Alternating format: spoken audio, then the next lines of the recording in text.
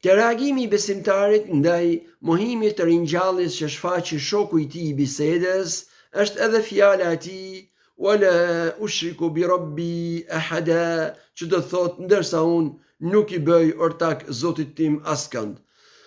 Thonë komentues të Kuranit se pasi ky besimtar e cilësoi veprimin e shokut të tij apo deklaratën e tij si kufër, dhe në fakt ashtu është, sepse është mohimi I ditës së ringjalljes, e cilëson tashme edhe me fjalën shirk, që do të thotë ortakri apo barazim I të tjerëve me Allahun.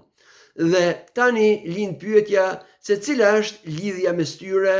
përderisa ky e cilëson edhe me fjalën shirk mohimin e ditës së ringjalljes. Thonë komentues të Kuranit dhe dietarët e besimit islam është se kushdo që bie në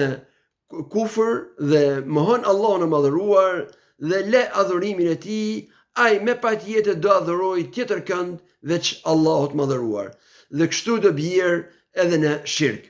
Dhe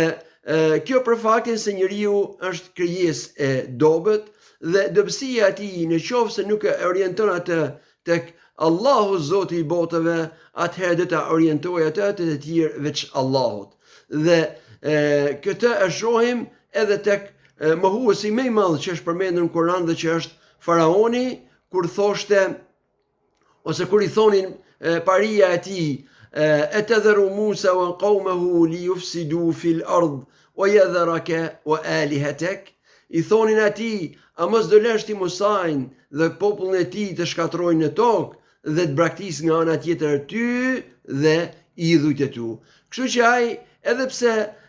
mohonte Allahun madhëruar, nga ana tjetër kishte idhuj të tjerë që ndeshkoi Allahun madhëruar kur la adhurimin e tij, ndeshkoi për të adhuruar të tjerë veç tij që nuk mund t'i përgjigjen atij në asnjë lloj gjendje, dhe kështu është pra ndeshkimi I Allahut pra që ata që e lënë adhurimin e atij, atëherë ata do shkojnë te të tjerë dhe do përshtrohen me të tjerë që nuk kanë mundësi t'i përgjigjen askujt.